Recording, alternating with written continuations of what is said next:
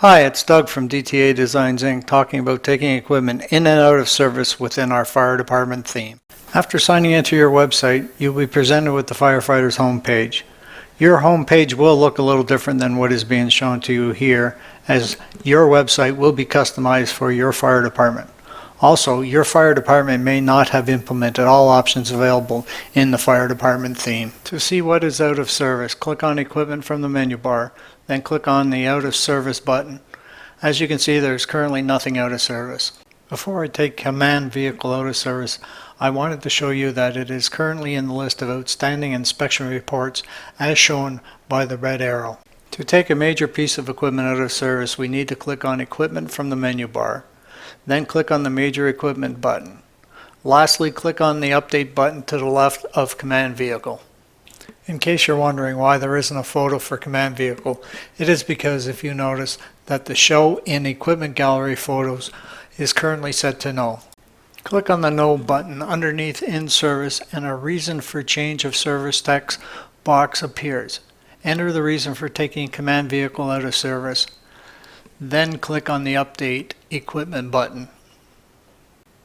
We get a confirmation message that the update was successful. Let's click on the Return to Major Equipment Listings button. Now you can see that the command vehicle is out of service, indicated by the red X under the column In Service and to the right of the equipment name. Here is the list of outstanding inspection reports again after taking command vehicle out of service. Notice that command vehicle is no longer in the list. Now let's look at the out of service list. Command vehicle is now showing under the major heading, Major Equipment out of service as shown. Let's put command vehicle back in service. We can click on the Return to Service button here, or by going through the equipment option from the menu bar, then clicking on the Major Equipment button, and finally clicking on the Update button to the left of the command vehicle.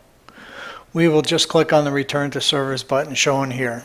Click on the Yes button under In Service and give a reason why the unit can come back into service in the Reason for Change of Service Status text box. Then click on the Update Equipment button and we get the confirmation message that the update was successful. Here is the list of outstanding inspection reports again after putting command vehicle back in service. Notice that command vehicle is now back in the list as shown by the yellow arrow. Okay, I've taken command vehicle out of service again, but this time we will delete it by clicking on the Delete button. All fields with the exception of the reason for deletion is disabled. Enter the reason for deleting command vehicle and click on the Delete Equipment button. We are returned to the equipment listings page with a confirmation that the equipment was deleted successfully. Notice that the command vehicle is no longer in the list of major equipment. We are currently looking at the inspection report for Fire and Rescue 301 Passenger Side Compartment 2. Notice that we currently have 2 chainsaws in this section of the inspection report. The reason for showing you the inspection report is so you can see the before and after once we take a single chainsaw out of service on Fire and Rescue 301 Passenger Side Compartment 2. Click on the Out of Service button to the right of the chainsaw and we are presented with this page.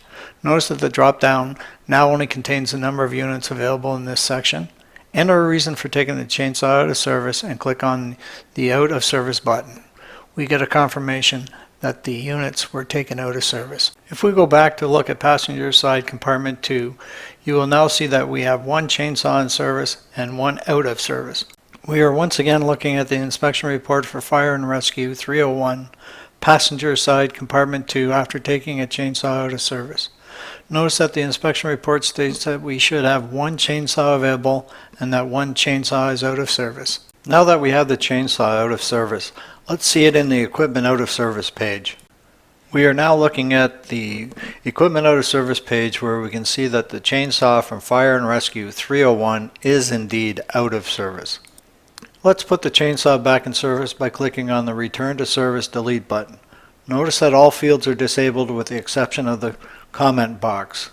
We can either return the chainsaw to service once it is repaired, or if it couldn't be repaired, we could delete it. We will return it to service. Give a reason why the chainsaw can be returned to service, then click on the Back in Service button. We get a confirmation message telling us that the update was successful. As you can see, nothing is out of service now. And if we view Fire and Rescue 301 Passenger Side Compartment 2, we see that we now have 2 chainsaws. We can take entire inspection sections out of service. The reason for this is that if the door of the section gets damaged, we could remove all equipment from the section until it was repaired if we wanted to keep the truck in service. This is the inspection report for Fire and Rescue 301 before taking Passenger Side Compartment 2 out of service. Notice that the Passenger Side Compartment 2 is in the list as shown by the red arrow.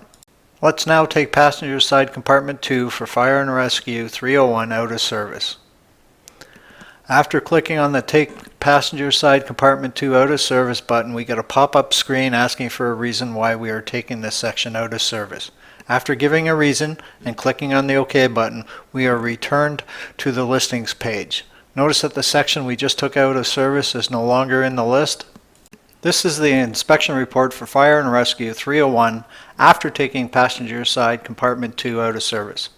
Notice that Passenger Side Compartment 2 is not listed. We are now viewing the out of service page where we can see that Passenger Side Compartment 2 is out of service.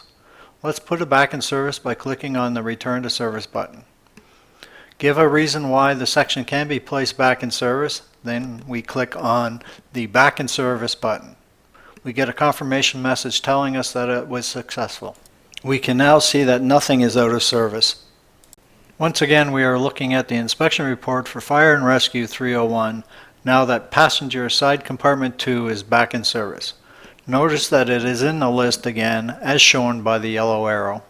That concludes the video about taking equipment in and out of service within our fire department theme. Thanks for watching.